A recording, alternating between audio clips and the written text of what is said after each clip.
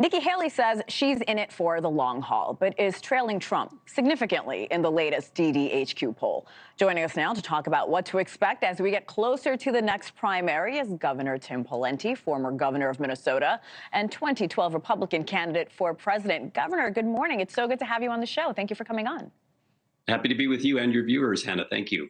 So this week, the main focus, I don't have to tell you, sir, has been on President Biden's age. Donald Trump, only 3.5 years younger, but the presidential candidate you support, Nikki Haley, 30 years younger than both of them. But does that really matter to voters, sir?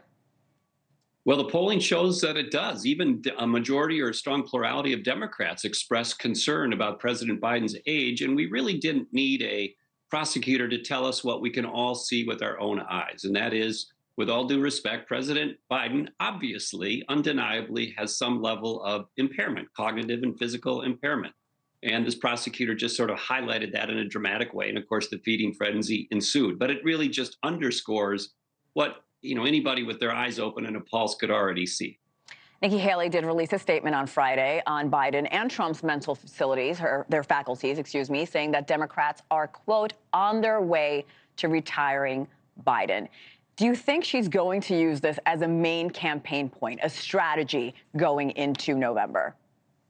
Of course. And I haven't endorsed any candidate yet. I do like and respect Nikki Haley and wish her the best. But the reality of it is, as I've said many times before, Donald Trump is going to be the nominee for the Republican Party. And that's just, unless some very bizarre, strange thing happens here, it looks like he's obviously going to be the nominee. So I'm not sure how she's going to wind up her campaign, but it doesn't look like it's going to end successfully.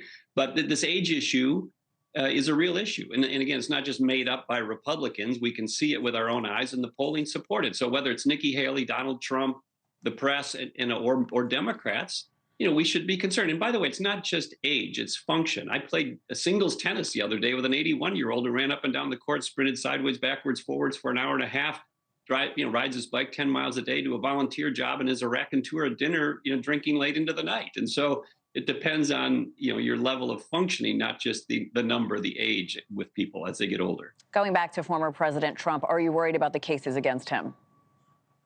Well, the legal cases seem like they're sort of imploding. And so I'm not overly worried in terms of whether he's going to be indicted or convicted by the election.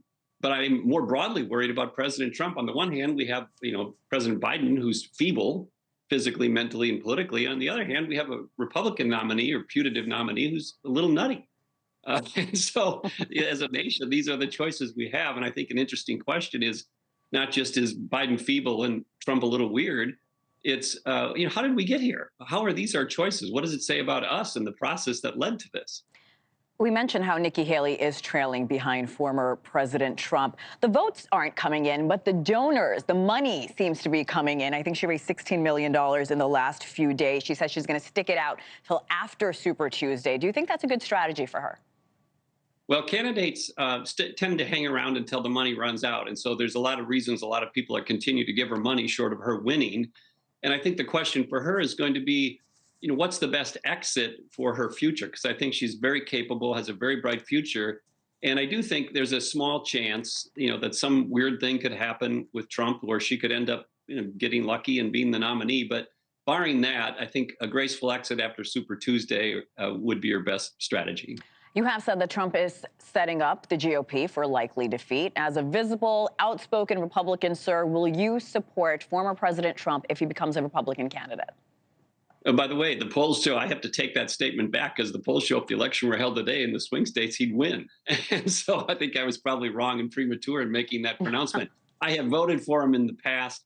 I don't know what I'll do this time. I'm not going to vote for Biden.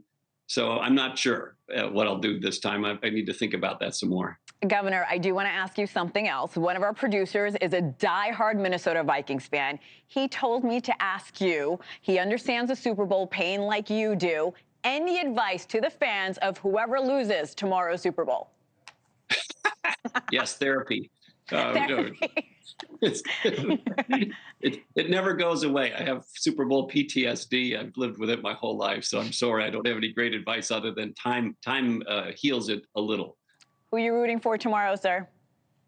Well, I love the game, but I'm kind of sick of Kansas City winning all the time. San Francisco's not exactly, a down and out team, but I slightly favor San Francisco because, we've been there, done there with the Chiefs. All right. Former governor of Minnesota, Tim Pawlenty, thank you so much, sir. We hope you come back soon. Thanks, Hannah. Thanks for watching. Go to joinnn.com to find NewsNation on your television provider. And don't forget to click the red subscribe button below to get more of NewsNation's fact-driven, unbiased coverage.